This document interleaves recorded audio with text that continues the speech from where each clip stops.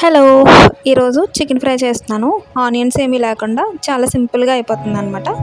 First అయితే చికెన్‌ని బాగా క్లీన్ చేసుకొని ఇందులోనే కొద్దిగా సాల్ట్, పసుపు, ధనియాల పొడి, గరం మసాలా, అలాగే కారం, అల్లం వెల్లుల్లి పేస్ట్, ఒక హాఫ్ చెక్క నిమ్మరసం కూడా వేసుకొని బాగా మిక్స్ చేసుకోవాలి.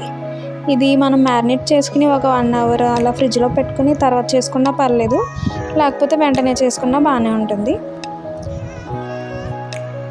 వేసుకున్నాం కదా, బాగా మిక్స్ చేయాలన్నమాట ముక్కలకంతా బాగా పట్టేలాగా.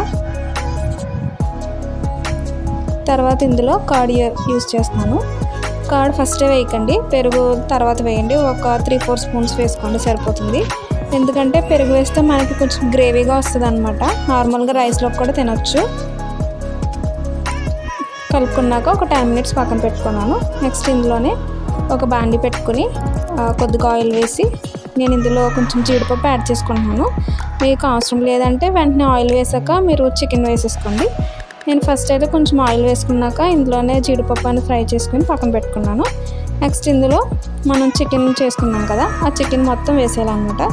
ఒక్కసారి మిక్స్ చేసి ఫస్ట్ అయితే హై ఫ్లేమ్లో పెట్టుకోండి. ఎందుకంటే చికెన్లో నుంచి ఎక్కువ వాటర్ వస్తాయి కదా, ఆ వాటర్ అంతా కొంచెం దగ్గరికి అవుతుంది అనమాట. నెక్స్ట్ మూత పెట్టుకున్నాక ఇలా అవుతుంది. నాకు ఆల్మోస్ట్ ఒక 15 to 20 మినిట్స్ పట్టింది. చూసారా, ఇలా ఆయిల్ అంతా కొంచెం సపరేట్ అయ్యాక ఇందులోనే మిర్చి అలాగే కరివేపాకు కూడా యాడ్ చేసుకున్నాను. లాస్ట్లో వేసుకోండి, ఫస్టే వేసుకున్నారనుకో కరివేపాకు అనేది బాగా బ్లాక్గా అయిపోతుంది అనమాట. అలా కాకుండా ఇలా వేసుకుంటే క్రిస్పీగా వస్తుంది. నెక్స్ట్ ఇందులోనే మనం ముందుగా జీడిపప్పు ఫ్రై చేసుకున్నాం కదా, అది కూడా వేసుకున్నాను అనమాట. చాలా సింపుల్గా ఉంటుంది. ఆనియన్స్ వేసుకుని ఇలా ఏం చేసుకోక్కర్లేదు, ఈజీగా చేసుకోవచ్చు. Thank you.